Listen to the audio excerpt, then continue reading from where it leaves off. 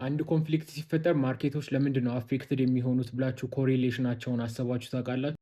ዓለም ላይ ያለ የንግድ ኢኮሲስተም በሙሉ ሁሉም አንዱ ከአንዱ ጋር የተሳሰረ ነው። እነዚህ ሁሉ ደግሞ ሪላይ የሚያደርጉት ፒስ ላይ ነው። ይሄ ፒስ ወይም ደግሞ ሰላም የምንለው ነገር እንግዲህ ኮላፕስ ሲያደርግ ዓለም ላይ ሶስት ሜጀር ነገሮችን አፌክት ያደርጋል። የመጀመሪያው ሎጂስቲክስ ነው። ሎጂስቲክስ በዓለም ዙሪያ ለመቋረጥ በጣም ቀላል ነው። ሰሞኑን እንዳየነው ሪፋይነሪዎች ይመታሉ፣ ሰርጦች ወይም ደግሞ ስትሬት የምንላቸው በቀላሉ ነው የሚዘጉት። ሎጂስቲክስ ቆመ ማለት እንግዲህ ሁሉ ነገር ቆመ ማለት ነው። በተለይ ንግድ የሚባል ነገር ይቆማል። እንኳን ሀገርና ሀገር መካከል ከተማና ከተማ መካከል ራሱ ንግድ ማድረግ አይቻልም። ምን ችግር አለው ታዲያ? ትራንስፖርታችንን ወደ ኤሌክትሪክ መኪናዎች ቀይረን ወዲያውኑ ንግዳችንን እንቀጥላለን፣ ሁሉ ነገር ወደ ኖርማል ይመለሳል ካላችሁም ስህተት ነው። አንድ ጊዜ ኮንፍሊክት አውትብሬክ ካደረገ አንዲት ከተማም ሆነ ሙሉ ሀገራትን ከፓወር ማቋረጥ በጣም ቀላል ነው። እንደዚህ ያሉ የፓወር ስቴሽኖችን በመምታት ሃይድሮ ፓወር ፕላንቶችን በመምታት ዳሞችን በመምታት ሀገሪቱን ከኤሌክትሪክ ፓወር ማቋረጥ በጣም ቀላል ነው፣ አሁን እየተደረገ እንዳለው ማለት ነው። ከሁለቱ የባሰ ደግሞ ሶስተኛው የቴሌኮም ችግር ነው። አንድ ሀገር በኮንፍሊክት መካከል የቴሌኮም መሰረተ ልማቷን በቀላሉ ልታጣ ትችላለች። ይሄ ማለት ደግሞ ማንም ከማንም ጋር አይገናኝም ማለት ነው። ይሄም በጣም ቀላል ነው። እንደምታውቁት ሀገራት ኢንተርኔት የሚያገኙት በውሃ ውስጥ ተዘርግቶ የሚመጣ የአንደር ዋተር ፋይበር ኦፕቲክ ኬብል ነው።